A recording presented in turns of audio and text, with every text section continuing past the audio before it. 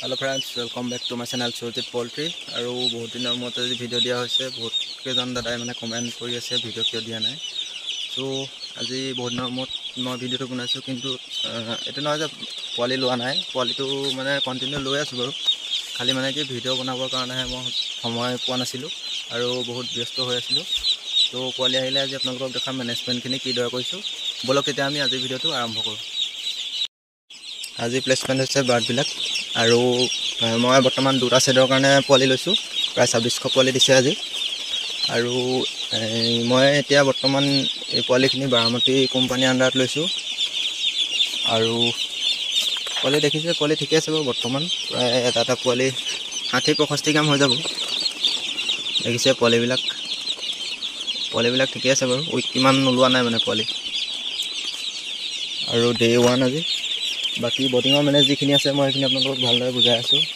যিহেতু এই বেষ্টে আৰু গৰমত লাষ্ট হ'ব।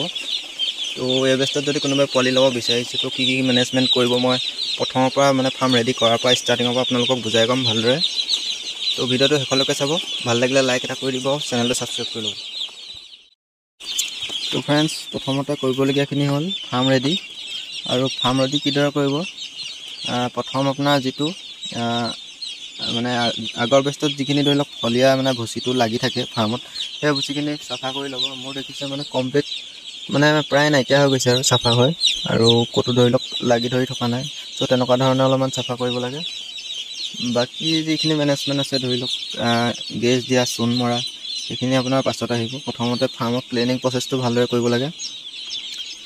আৰু যেতিয়া ধৰি লওক পোৱালি অহাৰ আগে আগে আপোনাৰ এসপ্তাহমান আগত ফাৰ্মখন আপোনাৰ চূণটো মাৰিব লাগে হিচাপত। তেতিয়া মানে কি বস্তুটো যিবিলাক বীজাণু থাকে সেইবিলাক ধ্বংস হয়। আৰু যেতিয়া আপোনাৰ ফৰ্মেলিন মাৰি 24 ঘণ্টাৰ কাৰণে যেতিয়া ব্লক কৰিব লাগে, আৰু গেছো দিব পাৰে, গেছটো দিলে ভাল হয়। যিখিনি ফাৰ্মত বেমাৰ আজাৰ থাকে সেইখিনি নাইকিয়া হ'ব। গেছ দিবৰ কাৰণে আপোনালোকে ফৰ্মেলিন, ব্লিচিং এই দুটা বস্তু ইউজ কৰিব পাৰে। প্ৰথমতে আপোনাৰ ব্লিচিংটো ঢালি ল'ব এটা মাটিৰ পাত্ৰ লৈ। মাটিৰ পাত্ৰত ব্লিচিং দি ল'ব প্ৰথমে, তাৰপিছত ফৰ্মেলিন দিব পাৰে। নহ'লে প্ৰথমে ফৰ্মেলিন দি থ'ব টেকেলিত, তাৰপিছত আপোনাৰ ব্লিচিং দি দিব। ব্লিচিং দিয়াৰ পিছত এটা গেছ সৃষ্টি হ'ব গেছৰ। সেই গেছটো আপোনাৰ 24 ঘণ্টাৰ কাৰণে ফাৰ্মখনত ব্লক হৈ থাকিব লাগে। তো সেই গেছখিনিয়ে মানে ফাৰ্মৰ বহুত ভাল কাম কৰে। যেনেকৈ আমি ধৰি লওক ফৰ্মেলিন স্প্ৰে কৰিলে হয়তো মানে সকলোবিলাক জেগাতে নপৰিব পাৰে। ঠিক সেইটো কাৰণে মানে গেছটো দিয়া হয়, যাতে বীজাণুবিলাক যদি থাকে তো সেইবিলাক ধ্বংস হয়। বাকী চূণ মৰাৰ যিটো পদ্ধতি সেইবিলাক আপোনালোকে জানেই। তো আপোনালোকে ছটিয়াই দিব পাৰে, নাইবা মুচিবও পাৰে, লেপিও দিব পাৰে, হোৱাইট ৱাছ কৰিব পাৰে। তো তেনেকুৱা ধৰণৰ ছিষ্টেম আছে। তাৰ লগত আপোনালোকে ফৰ্মেলিন নাইবা B904 তেনেকৈ অলপমান এডিট কৰি দিব পাৰে চূণৰ লগত। তো তেনেকৈ কৰিলেও ধৰি লওক বীজাণু অলপমান তেনেকৈও নাশ হয়। যিহেতু মানে এটা বেষ্টৰ ষ্টাৰ্টিংটো আপোনাৰ চিট ক্লিনিং প্ৰচেছৰ পৰা আৰম্ভ হয়। কাৰণ কেলৈ, যদি আমি ফাৰ্মখন যদি ভালদৰে চাফা নকৰোঁ তো তেতিয়া বহুত বীজাণু বেমাৰ আজাৰ থাকি যায়। কিন্তু মানে সেই বেষ্টটো যদি আপোনাৰ ৰিজাল্ট বেয়া হৈ যায়, কিন্তু 40 দিনৰ খাটনি আপোনাৰ এনেই গুচি যাব। ঠিক সেইটো কাৰণে মানে ফাৰ্মৰ ক্লিনিং প্ৰচেছটো ফাৰ্ষ্ট হয় পোৱালি লোৱাৰ আগত। তো মেনেজমেণ্টখিনি যদি ভালদৰে কৰা হয় তো আপোনালোকে নিশ্চয় ৰিজাল্ট পাবই। আৰু পোৱালি বাৰু কোম্পানীয়ে যোগান ধৰিব। মেইন মেইনটেনেঞ্চখিনি আৰু যিখিনি ধৰি লওক কৰিবলগীয়াখিনি প্ৰথমে, যেনেকৈ আপোনাৰ ফাৰ্মৰ প্লেচমেণ্ট কৰাৰ আগত যিখিনি কৰিব লাগে ফাৰ্মাৰে, তো সেইখিনি যদি প্ৰথমতে ভালদৰে কৰি লোৱা হয় তো তেতিয়াহে ধৰি লওক ৰিজাল্টটো পাবলৈ আশা কৰিব পাৰি। আৰু মই এইটো বৰ্ডিং প্ৰায় মানে 600 পোৱালিৰ কাৰণে বনাইছিলোঁ। আৰু বৰ্ডিংটো বহল হ'ব প্ৰায় 7 ফুট 4.5 ফুট হৈ যাব বহল। আৰু ইয়াত ডিংকাৰ লগাইছোঁ মই 16টা, আপোনালোকে দেখিব পাৰিছে। আৰু মই ইয়াত বৰ্তমান বাৰু পোৱালি যেতিয়া প্লেচমেণ্ট হয় তেতিয়া দানাটো অলপমান ছটিয়াই দিব লাগে। কাৰণ চবেই ধৰি লওক যেতিয়া ফিডাৰ লগোৱা হয় চবেই খাব নোৱাৰিব পাৰে, সেইটো কাৰণে অলপমান ছটিয়াই দিওঁ দানা। আৰু যেতিয়া ছটিয়াই দিয়া দানাখিনি শেষ হ'ব তো তেনেকৈ ধৰণে মোৰ চিক ফিডাৰ আছে, চিক ফিডাৰ লগাই দিম। প্ৰায় 10-12টামানকৈ লগাই দিব লাগিব চিক ফিডাৰ। বাকী মই চবতে মানে এটা এটা চিক ফিডাৰ লগাই দিছোঁ, আপোনালোকে দেখিব পাৰিবই। মই চবতে এটা এটা ফিডাৰ লগাই দিছোঁ, যাতে সিহঁতি আগতে যাতে হেৰি হৈ থাকে। আৰু নহ'লে মানে কি বস্তুটো খাবলৈ মন নকৰে প্ৰথমতে লগাই দিলে। তো এটা এটা মই চবতে লগাই দিছোঁ বৰ্তমান।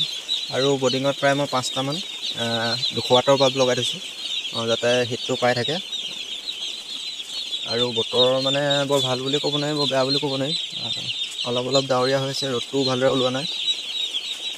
যাতে একো প্ৰব্লেম নহয়। তো 200 ৱাটৰ বাল্ব মই 5টাকৈ দিছোঁ, 4টা বৰ্ডিঙত 20টা আছে। বাকী ওপৰত ইনভাৰ্টাৰৰ কাৰণে LED বাল্ব ব্যৱহাৰ কৰিছোঁ মই।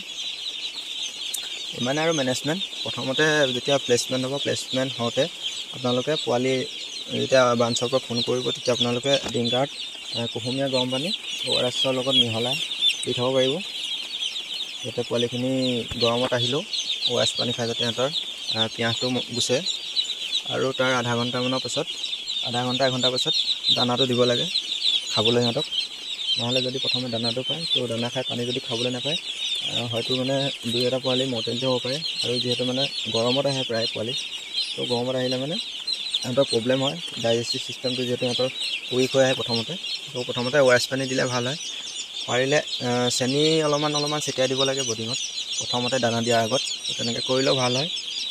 চেনিটো খালে মানে সিহঁতৰ পিয়াহ লাগিব, মিঠা পাই পানীটো সিহঁতে বেছিকৈ খাব। তো তেনেকুৱা ধৰণে মানে চিষ্টেমবিলাক কৰা হয়। আৰু আজি এণ্টিবায়'টিক নলগাওঁ যিহেতু প্ৰথম দিন। তো যেতিয়া হাতচাৰি থোৱা হয়, তেতিয়া মানে কি সিহঁতে এণ্টিবায়'টিক ইউজ কৰে প্ৰথমতে। আৰু এণ্টিবায়'টিকটো মই কাইলৈৰ পৰা লগাম, কাইলৈৰ পৰা কণ্টিনিউ 3 দিন 4 দিন যি পাৰোঁ লগাই দিম। আৰু এটা কথা মন কৰিব লাগে, যেতিয়া আপোনাৰ পোৱালি প্লেচমেণ্ট হ'ব, মই আপোনালোকক দেখুৱাই আছোঁ বস্তুটো।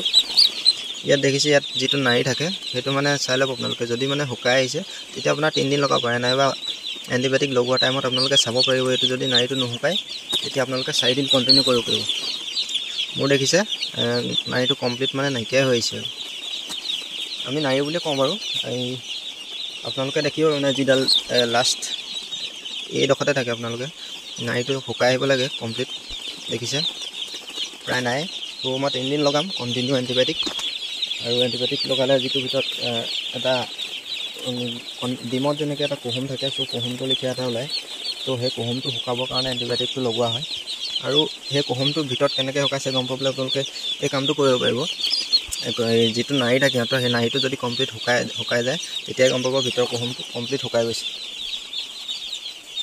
চ' ইমানে আছিলে হ'লে ভিডিঅ'টো মেনেজমেণ্টখিনি প্ৰথমৰ পৰা কৰিবলগীয়া।